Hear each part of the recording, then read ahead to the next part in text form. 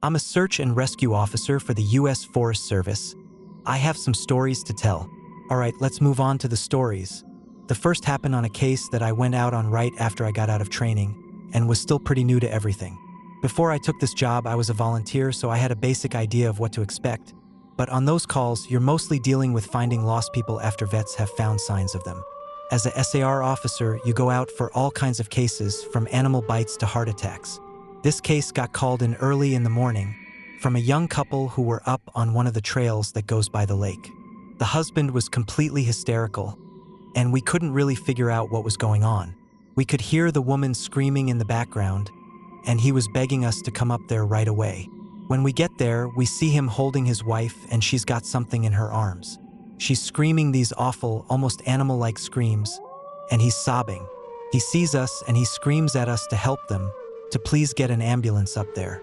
Now, obviously, we can't just drive an ambulance up the walking path, so we ask him if his wife needs help or if she can walk on her own. He's still hysterical, but he manages to tell us that it's not his wife that needs help. I go over while one of the vets tries to calm him down, and I ask the wife what's going on. She's rocking, holding something, and just shrieking over and over. I crouch down and see that whatever she's holding, it's covering her with blood. That's when I notice the sling on her front and my heart sinks. I ask her to tell me what's going on, and I sort of pry her arms gently open so I can see what she's holding. It's her baby, obviously dead. His head is caved in on one side, and he's covered in scratches. Now, I've seen dead bodies before, but something about this whole situation hits me hard. I have to take a second to compose myself, and I get up and go get one of the other vets who's standing by. I tell him that it's a dead kid, and he sort of pats my shoulder and tells me he'll deal with it. It took us over an hour to get this woman to let us see her kid. Every time we try to take him from her, she flips out and tells us we can't have him, that he'll be okay if we just leave her alone and let her help him. But eventually, one of the vets manages to calm her down, and she gives us the body. We took it back to the med area, but when the EMTs showed up, they told us that there was never any hope of saving the kid. He died instantly from the trauma to his head. I was good buddies with one of the nurses who met them at the hospital, and she told me later what had happened. Turns out the couple had been walking with the baby in the sling, and they stopped because the kid was fussing. The dad takes the kid and is holding him, looking out over this little gully by the path. The mom comes to stand next to him, but she ends up stepping on a loose patch of soil, and she trips. She falls into the dad, who drops the kid, who ends up falling about 20 feet down this little gully onto the rocks at the bottom. The dad climbed down and recovered the kid, but he'd fallen right on his head and was dead by the time he got there. The baby was only about 15 months old. It was a total freak accident, a series of events that coalesced into the worst possible outcome. Probably one of the more awful calls I've been on. I haven't seen a lot of animal bites in my time as a SAR officer, mostly because there aren't that many animals that come around the area. While there are bears in the area, they tend to stay pretty far away from people, and sightings are highly unusual. Most of the animals you'll see are small ones like coyotes, raccoons, or skunks. What we do see frequently, though, are moose. And let me tell you, moose are nasty fuckers. They'll chase after anything for any reason, and God help you if you get in between a female and its baby. One of the more amusing calls was of a guy who'd gotten chased down by an absolutely massive male moose and was stuck up a tree. Took us almost an hour to get him down, and when he was finally on solid ground again, he looks at me and says, "God damn, them fuckers is big up close." I guess that's not really a scary story, but we still laugh about that one. I honestly don't know how I'd forgotten this story, but it is, by far, the scariest thing that's happened to me. I guess maybe I've tried so long to forget about it that it just didn't come to mind right away. As someone who spends literally all of their time in the woods, you don't ever want to let yourself get scared of being alone or out in the middle of nowhere. That's why when you have experiences like this, you tend to just forget about them and move on. This is, to date, the only thing that's ever made me really seriously consider if this job is the right one for me. I don't really like talking about it much, but I'll do the best I can to remember it all. As I recall, this took place right at the end of spring. It was a typical lost child call. A 4-year-old girl had wandered away from her family's campsite and had been missing for about 2 hours. Her parents were completely despondent and told us what most parents do. My kid would never wander away. She's so good about staying close. She's never done anything like this before. We assure the parents that we'll do everything we can to find her, and we spread out in a standard search formation. I was partnered with one of my good buddies, and we were sort of casually holding a conversation while we hiked. I know it sounds callous, but you do sort of become desensitized when you've done this long enough. It becomes the norm, and I think to a certain extent you have to learn to desensitize yourself in order to work this job. We search for a good 2 hours, going well beyond where we think she'd be, and we come out of a small valley when something makes us both stop in unison. We freeze and look at each other, and there's almost a sensation like a plane depressurizing. My ears pop, and I have this odd sensation of having dropped about 10 feet. I start to ask my buddy if he felt that, but before I can, we hear the loudest sound I've ever heard in my life. It's almost like a freight train passing directly by us, but it's coming from every direction at once, including above and below us. He screams something to me, but I can't hear him over this deafening roar. Understandably freaked out, we look all around us, trying to find the source of the sound, but neither of us sees anything. Of course, my first thought is a landslide, but we're not near any cliffs, and even if we were, it would have hit us by now. The sound goes on, and we're trying to yell to each other, but even standing close together, we can't hear anything but this sound.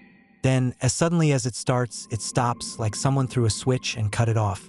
We stand there for a second, perfectly still, and slowly the normal sounds of the woods come back. He asks me what the fuck just happened, but I just kind of shrug, and we stand there looking at each other for a minute. I get on the radio and ask if anyone else just heard the end of the fucking world, but no one else hears it, even though we're all within shouting distance of each other. My buddy and I just sort of shrug it off and keep going. About an hour later, we all check up on the radios, and no one's found the little girl. Most of the time, we won't search when it gets dark, but because we don't have any kind of lead on her, a few of us decide to keep going, including me and my buddy. We keep close together, and we're calling out for her every couple of minutes. At this point, I'm hoping beyond hope that we find her because while I may not like kids, the idea of them being out all alone in the dark is awful. The woods can be intimidating to kids in the daylight. At night, well, it's a whole different beast. But we're not seeing any signs of her or getting any responses, and around midnight, we decide to turn around and head back to the rendezvous point. We're about halfway back when my buddy stops and shines his light to the right of us into a really thick deadfall or group of dead trees. I ask him if he's heard a response, but he just tells me to be quiet for a second and listen. I do, and in the distance I can hear what sounds like a kid crying. We both call the girl's name and listen for any kind of response, but it's just this really faint crying. We head in the direction of this deadfall and go around it, calling her name over and over. As we get closer to crying, I start getting this weird feeling in my gut, and I tell my buddy that something isn't right. He tells me he feels the same way, but we can't figure out what it is. We stop where we are and call the girl's name again, and at the same time, we both figure it out. The crying is on a loop. It's the same little hitching sob, then wail, then quiet hiccup, repeated over and over. It's exactly the same every time, and without saying another word, we both take off running. It's the only time I've ever lost my composure like that, but something about it was so incredibly wrong, and neither of us wanted to stay out there anymore. When we got back to the rendezvous, we asked if anyone else had heard anything strange, but no one else knew what we were talking about. I know it sounds sort of anticlimactic, but that call fucked me up for a long time. As for the little girl, we never found a trace of her. We keep an eye out for her, and all the other people who we've never found, but frankly I doubt we'll ever find anything. Of the missing person calls I've gone out on, only a handful have ever resulted in a complete disappearance, meaning no trace of the person and nobody ever found. But sometimes, finding a body just leads to more questions than answers. Here are some of the bodies we've found that have become infamous in our team. A teenage boy whose remains were recovered almost a year after he vanished. We found the top of his skull, 2 finger bones, and his camera almost 40 miles from where he was last seen. The camera, sadly, was destroyed. The pelvis of an older man who had vanished a month earlier. That was all we found. the lower jaw and right foot of a 2-year-old boy on the highest peak of a ridge in the southern part of the park. The body of a 10-year-old girl with Down syndrome, almost 20 miles from where she'd vanished. She had died of exposure 3 weeks after going missing, and all of her clothes were intact except for her shoes and jacket. There were berries and cooked meat in her stomach when they did the autopsy. The coroner said it appeared as if someone had been taking care of her. There were no suspects ever identified. The frozen body of a 1-year-old baby was found a week after vanishing in the hollow trunk of a tree 10 miles from the area where he was seen last. There was fresh milk found in his stomach, but his tongue was gone. A single vertebra and right kneecap of a 3-year-old girl, found in the snow almost 20 miles from the campground her family had been at the previous summer. Now on to a couple of the stories my friend told me. My buddy has been an SAR officer for about 7 years. He started when he was a junior in college, and he had a very similar experience when he first encountered the stairs. His trainer told him almost the same thing mine did, which was to never go near, touch, or ascend them. For the first year, he did just that, but apparently his curiosity got the better of him, and on one call he broke away from the line and went to go check a set of them out. He said they were about 10 miles from the path where a teenage girl had vanished, and the dogs were following a scent. He was on his own, lagging behind the main group, when he saw a set of stairs off to his left. They looked like they were from a new house because the carpeting was pristine and white. He said that as he got closer, he didn't feel any different or hear any weird noises. He was expecting something to happen, like bleeding from his ears or collapsing, but he got right up next to them and didn't feel anything. The only thing, he said, that was odd was that there was absolutely no debris on the steps. No dirt, leaves, dust, anything. And there didn't appear to be any signs of animal or insect activity in the immediate area, which he found strange. It was less like things were avoiding them, and more like they just happened to be in a relatively barren part of the forest. He touched the stairs and didn't feel anything except that sort of sticky feeling you get from new carpet. Making sure his radio was on, he slowly climbed the stairs.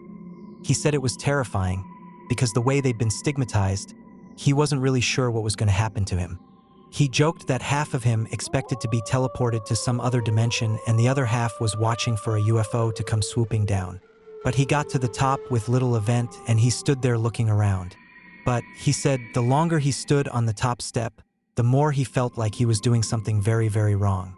He described it as the feeling you'd get if you were in a part of a government building you have no business being in.